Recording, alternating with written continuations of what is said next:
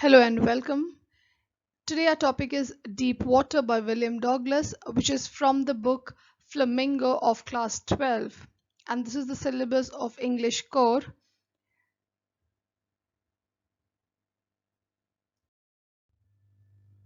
Our writer William Douglas is an American jurist and a politician. He was born in the United States of America. After finishing his Bachelor of Arts in English and Economics, he pursued a legal career and went on to be a judge in the Supreme Court. He was an advisor and friend to the American President Roosevelt. This story, Deep Water, is an excerpt from Of Men and Mountains, written by William Douglas. And the story is an autobiographical narration where Douglas talks about his childhood experience. William Douglas talks about his fear of water and how he finally overcame it. In this chapter, he narrates an autobiographical incident that occurred when he was 10 or 11 years old and which had almost drowned him in the YMCA swimming pool. But he overcame this fear of water because of his sheer determination. Let's see the chapter in details. The writer recalls how he had always feared getting into water. He could remember the ordeal that he had faced in water as a 3 or 4-year-old child when he went to the California beach. He stood clinging to his father in the surf. The waves knocked him down and swept over him. He was buried under water, and from this incident, he started fearing water immensely. At the age of 10 or 11, he decided to learn swimming, and he chose the swimming pool at the YMCA in Yakima. Unlike the Yakima River, which was unpredictable and treacherous, the YMCA pool, was safer. His mother had always cautioned him against the Yakima River, but the pool was only 2 or 3 feet deep at the shallow end and 9 feet deep at the deeper end. He got a pair of water wings and went to the pool. He was very conscious of his skinny legs, yet he forgot all those things and just started learning swimming. The swimming pool reminded him of his unpleasant time and evoked the childish fears. But soon he regained his confidence after a few days of imitating other boys there. But this comfort, this ease with water was very short lived because he had a misadventure at the YMCA pool.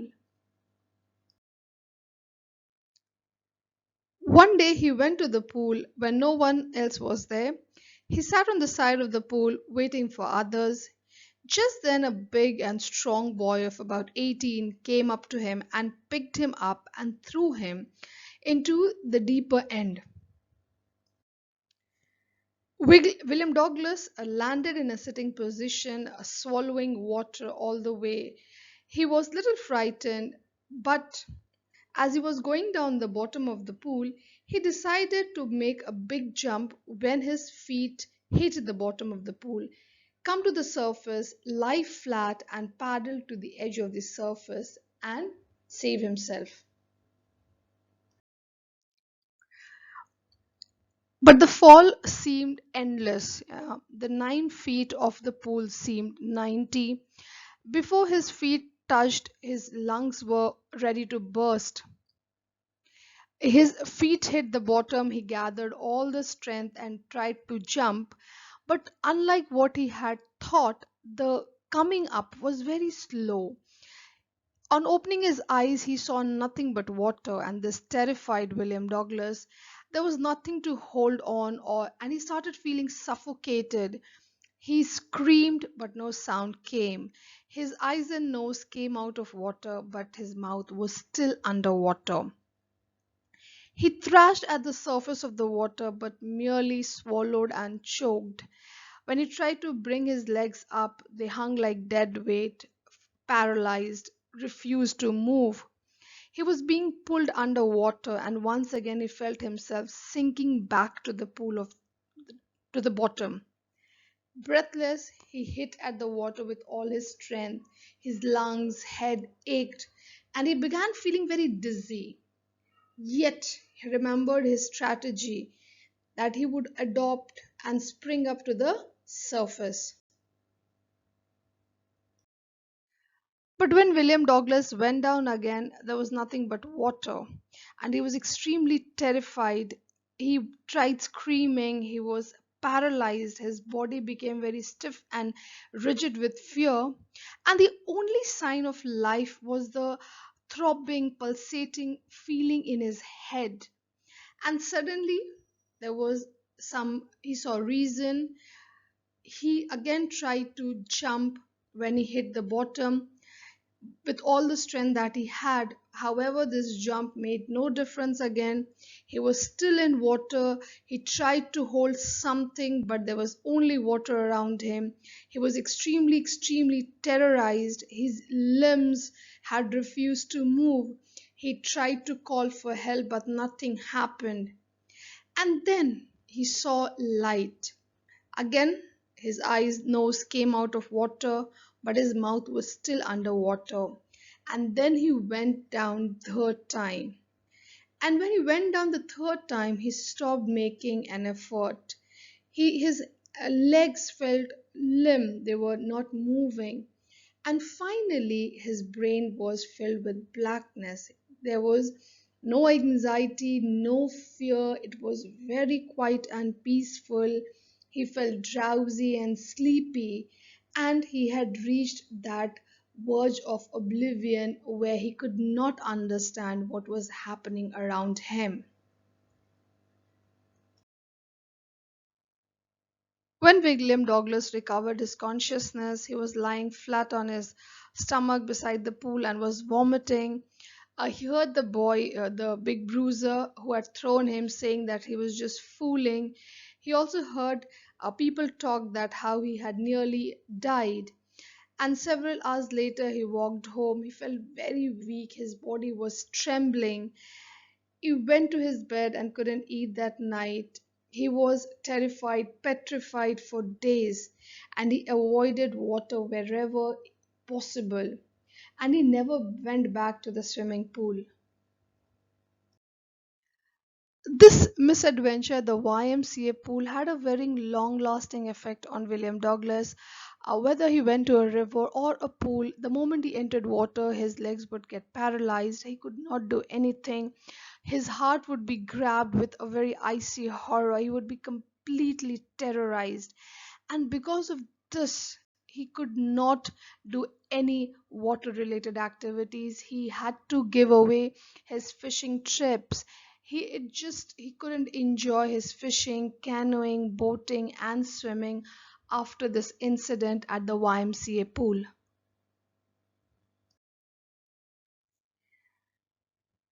William Douglas could not accept the fact that he was being so afraid of water, and so he hired an instructor to learn swimming. He decided to get an instructor who could help him to learn to swim. He practiced swimming in a pool for 5 days a week, an hour each day. The instructor would put a belt around him, attach it to a rope that went over a pulley. He held at the end of the rope and they swam back and forth in the pool for weeks. But still, the fear did not leave him.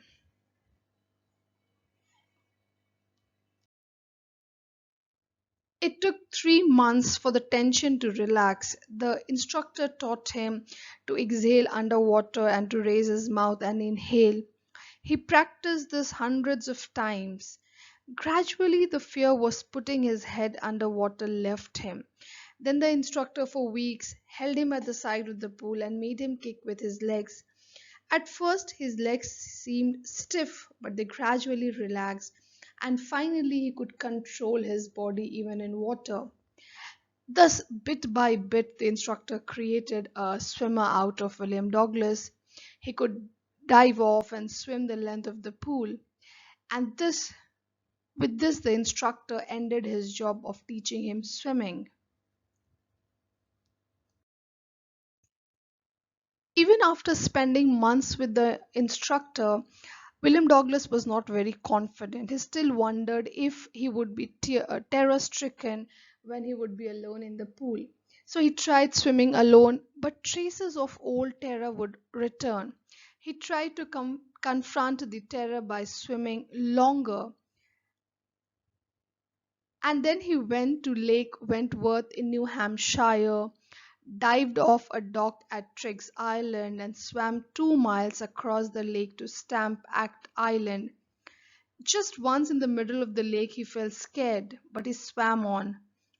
To reassure that he had got over his fear, he went to Teton to Conrad Meadows, up the Conrad Creek Trail to Med Glacier, and camped in the high meadow by the side of Warm Lake. The next morning, he swam across to the other shore and back. He was certain then that he had finally conquered his fear of water. On the surface, the entire episode, the fear, learning to swim, would just feel an act of overcoming a fear. But this had larger meaning for William Douglas. He understood that there would be peace in death. There is terror only in the fear of death. As President Roosevelt had told him, all we have to fear is fear itself. Death is peaceful, but the fear of death is the problem.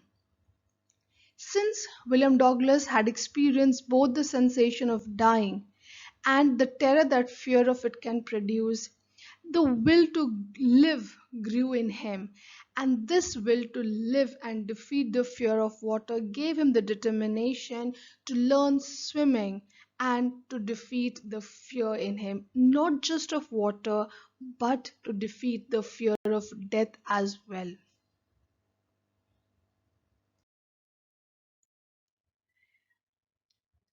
The theme of this story is the determination, the willpower that we see in William Douglas in order to overcome the fear of water.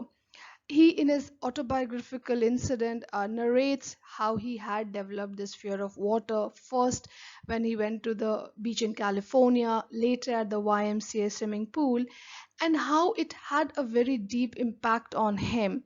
Yet, with the help of an instructor, his own determination and willpower, he finally overcame this fear of water, and not just the fear of water, but the fear of death as well.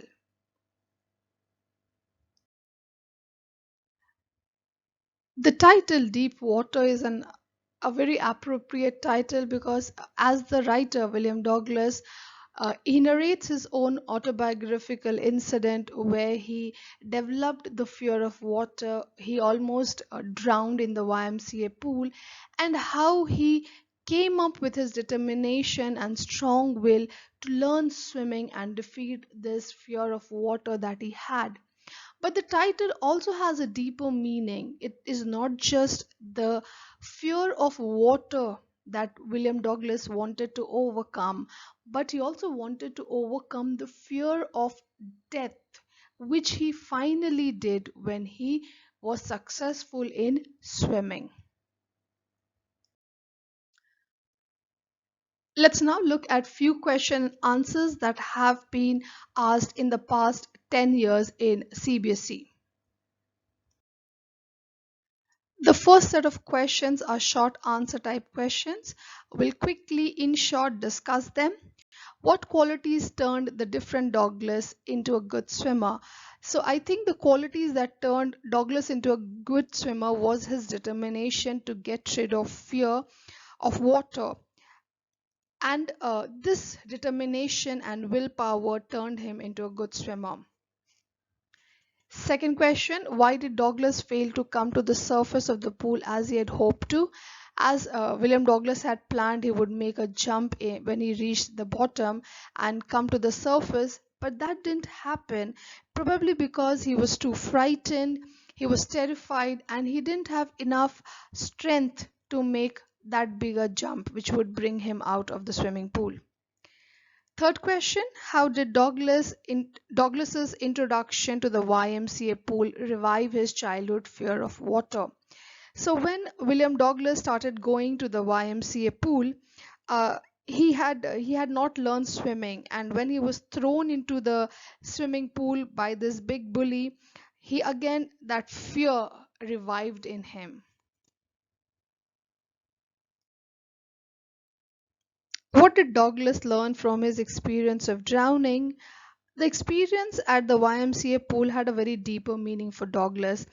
He had experienced both the sensation of dying and the terror that the fear of it can produce, and so he learned the will to live grew in him, intensified in him. Question 5. All we have to fear is fear itself. When did Douglas learn this lesson? Douglas learned this lesson after he had conquered his fear of water completely. He went to Lake Wentworth, dived into the warm lake, and swam across to the other shore and back. He shouted with joy at finally having conquered his fear, and he understood that it was in death, it was peaceful, but the problem was the fear of death.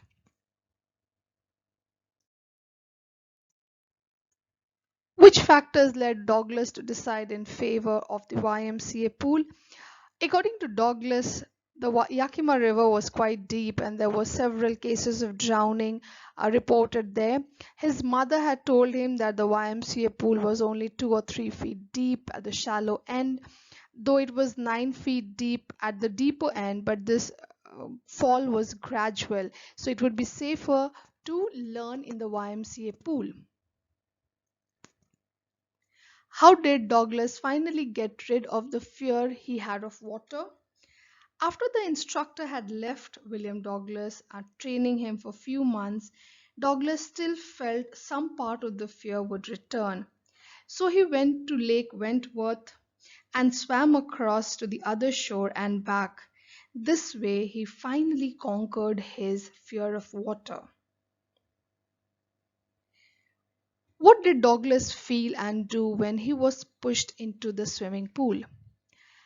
When William Douglas was thrown into the pool, he was frightened. Yet he did not lose his wits and planned to push himself up with all the force. He thought that when he reached the bottom, he would thrust the bottom, spring up, paddle to the edge, and then finally reach the edge of the pool. Question 9. How did his instructor build a swim out of Douglas? The instructor adopted a very systematic method to turn Douglas into a swimmer. He first made Douglas shed his initial fear of water by making him cross a pool suspended by a rope attached to a pulley. Then he taught him to breathe while swimming, and finally he taught him the leg movements and other strokes. What efforts did Douglas make to get over his fear of water? First of all, Douglas engaged an instructor to get over his fear of water. The instructor built a swimmer out of him. But to confirm that the terror would not strike him when he was swimming alone, Douglas decided to go to Lake Wentworth and swam across to the other shore and back. Why did Douglas go to Lake Wentworth in New Hampshire? Douglas was not satisfied with his practice, and so he decided to go to Lake Wentworth and try if the fear would return.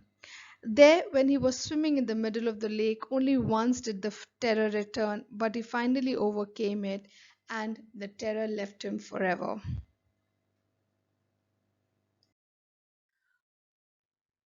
Douglas has a near death experience in his childhood, which has a negative as well as a positive outcome.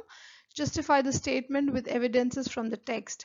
So, talking about the negative outcome was that for many months and years, water haunted him. He was afraid of water. His water activities were completely stopped. He got paralyzed and terrorized whenever he came in touch with water. Fishing, boating, canoeing, swimming, all these activities he couldn't do. Whereas the positive outcome was that he decided to overcome the fear of water, for which he hired an instructor.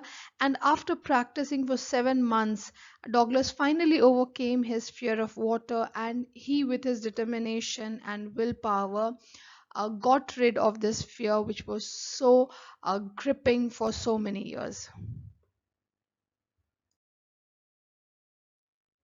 Fear is something that we all must learn to overcome if you want to succeed in life. How did Douglas get over his fear of water? So, we see in the story Deep Water, the story itself is a story of sheer determination and perseverance. It teaches us, the readers, that in spite of all odds, if you have a positive thinking, a positive attitude, and if you're courageous to fight, then you will finally achieve everything that you want in your life. In the story, we see that the narrator's phobia of water had gripped him for a very long period of time, but however, he decided to overcome this, and with his positive attitude, his determination, he got in touch with an instructor. He practiced, he trained himself, and finally, he was successful in overcoming his fear. Desire, determination, and diligence led to success. Examine the value of these qualities in the light of Douglas's experience in deep water.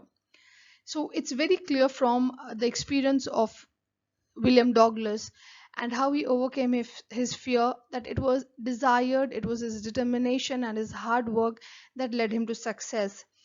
Though this fear of water was gripping him, it was avoiding him from keeping him away from so many water activities, and it had a very long lasting effect on the life of William Douglas. Yet, with a sheer determination, with the desire to overcome his fear, he started his training with an instructor. He practiced for 6 7 months each day, and then finally, bit by bit, that fear left him and he overcame the fear of water.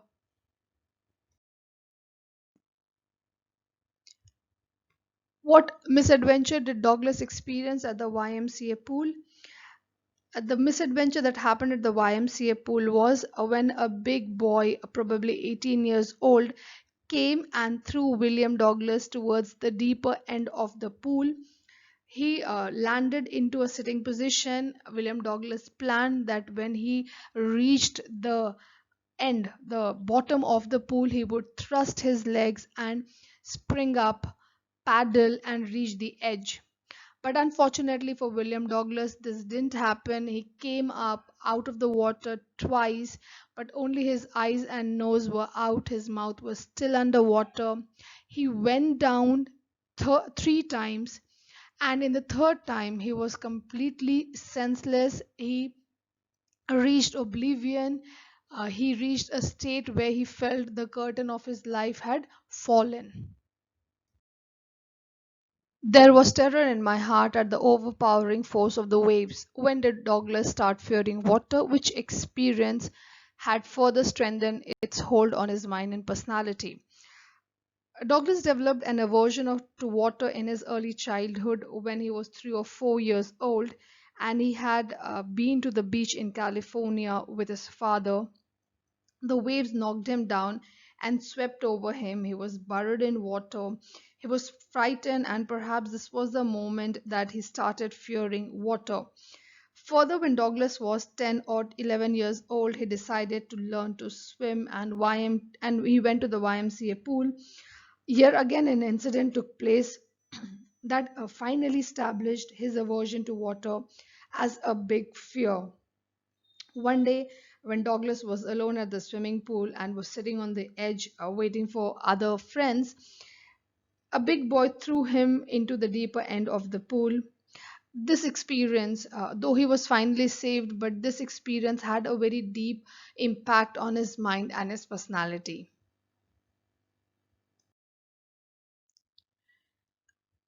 You will find the answers to these three long questions in the video which we have discussed earlier in the story. You can refer to those and find the answers. Yet, if you find any difficulty, you can mention it in the comment section.